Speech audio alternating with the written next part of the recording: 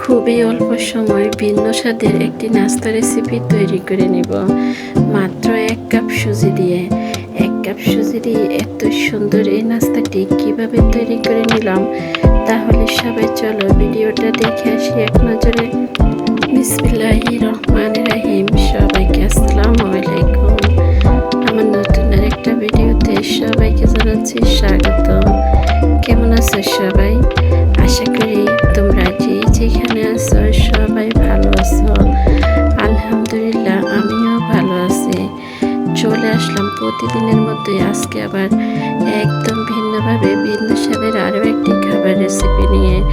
আশা করি প্রতিদিনের মতোই আজকের খাবার রেসিপিটিও তোমাদের সবার কাছে ভালো লাগবে। আজকের খাবার রেসিপিতে আমার প্রথম উপকরণ লাগবে সুজি। এখানে আমি 1 কাপ সুজি নিয়ে নিলাম নারকেল, নিয়ে নিলাম চিনি। এবার আমি প্রথমে চুলার মধ্যে একটি পাতিল বসিয়ে দিলাম। পাতিলের মধ্যে দিয়ে দিব পানি। পাতিলের মধ্যে পানি দিয়ে দিলাম। পানিটা এবার ফুটে আসা পর্যন্ত অপেক্ষা করব। পানিটা যখন ফুটে আসবে এবার আমি পানির মধ্যে দিয়ে দিব সামান্য পরিমাণ লবণ।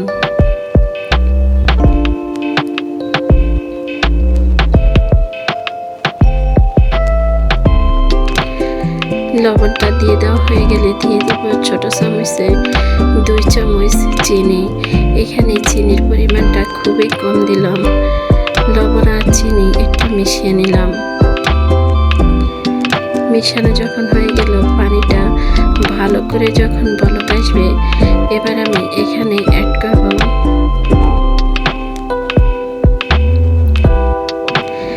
1 কাপ সুজি। এই সুজিগুলো আমি একবারে দিব না, অল্প অল্প করে সুজিটা দিয়ে একটি হাতার সাহায্যে এভাবে করে নেড়ে চেড়ে সুজিটা রান্না করে নেব। সুজিটা রান্না করতে তেমন একটা সময় লাগবে না, খুবই অল্প সময় সুজিটা আমার রান্না হয়ে গেল। এবার সুজিটা আমি নামিয়ে নিলাম। এবার একটি প্যান বসিয়ে দিলাম চুলার মধ্যে, দিয়ে দিলাম নারকেলগুলা। এবার দিয়ে দিলাম চিনিগুলা।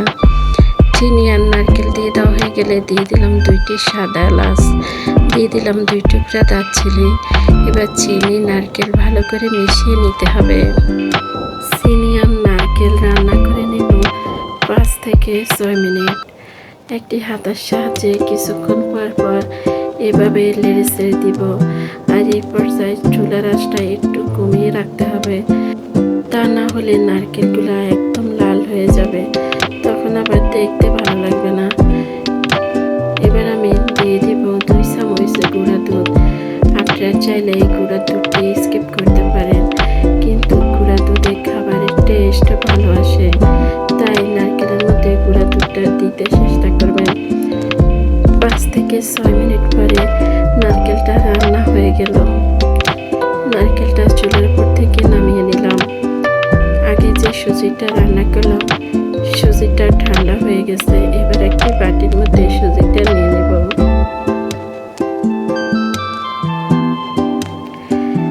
এবার হাতের মধ্যে একটু তেল মেখে সুজিটারে ভালো করে মেখে নিতে হবে।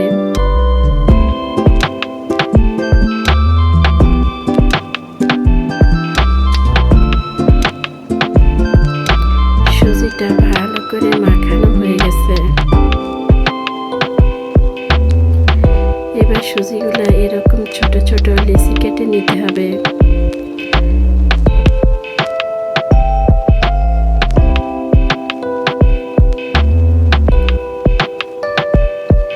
সবগুলি সুজি এরকম ছোট ছোট লেচি কেটে নেওয়া হয়ে গেল। এবার পিঁড়ির উপরে রেখে আমি সুজিটারে ভালো করে গোল করে নিলাম। এবার একটু তেল দিয়ে দিলাম পিঁড়ির উপরে। হাত দিয়ে এভাবে চ্যাপটা করে নিলাম সুজিটা। এবার আমি সুজির ভিতরে দিয়ে দেব নারকেল। যে নারকেলটা রান্না করে নিলাম ওইখান থেকে পরিমাণ মতো নারকেল দিয়ে দিলাম। নারকেল দিয়ে দেওয়া হয়ে গেলে এবার চারপাশ থেকে মুড়িয়ে এরকম গোল বলের মতো করে নিলাম। বলের মতো করে নেওয়া হয়ে গেল। এবার সুজির উপরে আপনি আপনার পছন্দ মতোই ডিজাইন করে নিতে পারেন। আমি আমার পছন্দ মতোই ডিজাইন বসিয়ে দেব। আপনারা চাইলে আমার মতো এভাবে করে নিতে পারেন। আমি কিভাবে এই ডিজাইনগুলো করে নিলাম আপনারা দেখে বুঝে নিতে পারেন। আপনারা চাইলে এভাবে আমার মতো করে ডিজাইন করে নিতে পারেন। আমি এরকম ডিজাইন দিয়ে বেশ কয়েকটা পিঠা তৈরি করে নিলাম। খুবই অল্প সময় এই সুজির পিঠাগুলো তৈরি করে নিতে পারেন। এরকম সুজির পিঠাগুলো যদি সন্ধ্যা চায়ের টেবিলে থাকে সবাই কিন্তু অনেক পছন্দ করবে। একদম ভিন্নভাবে ভিন্ন স্বাদের এই সুজির নাস্তাগুলা। এবার আমি অন্যরকমভাবে একটি ডিজাইন তৈরি করে নেব। একটি কলমের পিছনের পাশ দিয়ে এরকম ফোঁটা ফোঁটা করে নিলাম। এটা খুব সুন্দর একটি ডিজাইন তৈরি হয়ে গেল। আপনারা চাইলে খুবই অল্প সময় এই ডিজাইনটাও তৈরি করে নিতে পারেন।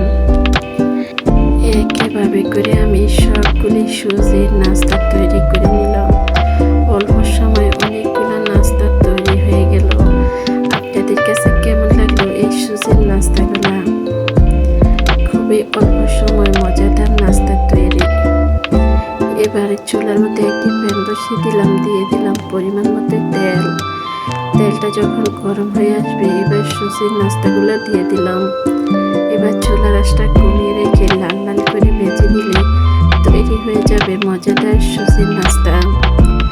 আজকের এই সহজ নাস্তা রেসিপিটি আপনাদের কাছে কেমন লাগলো কমেন্টে জানিয়ে যেতে পারেন। লাইক দিতে ভুলে গেছেন যারা একটি লাইক দিয়ে দিবেন। আর এরকম সহজ সহজ নিত্য নতুন খাবার রেসিপি পেতে এখন আপনারা যারা আমার চ্যানেলটা সাবস্ক্রাইব করেননি আমার চ্যানেলটা সাবস্ক্রাইব করে দিয়ে রাখতে পারেন। আমি যখন যে ভিডিও ছাড়বো আপনাদের কাছে নোটিফিকেশন চলে যাবে। সময় সুযোগ বুঝে আমার ভিডিওগুলো দেখে দিতে পারেন। আপনারা যারা এই কাজটা করেছেন আপনাদেরকে জানাচ্ছি অসংখ্য অসংখ্য ধন্যবাদ। কথা বলতে বলতে অনেক কথা বলে নিলাম। আমার ভিডিওর মাঝে আমার কথার মাঝে কোনো কিছু যদি ভুল হয়ে থাকে তাহলে সবাই ক্ষমা দৃষ্টি দেখবেন। চুলার আঁচটা কমিয়ে রেখে নাস্তাগুলো যখন ভাজা হয়ে যাবে এবার নাস্তাগুলো তুলে নিতে হবে। একইভাবে করে আমি যে নাস্তাগুলো রয়ে গেছে ওই নাস্তাগুলো ভেজে নিব। খুবই অল্প সময় ভিন্ন স্বাদের নাস্তা একদম রেডি। এভাবে করে একবার নাস্তাগুলো তৈরি করে দেখতে পারেন। সবাই কিন্তু অনেক পছন্দ করে খাবে।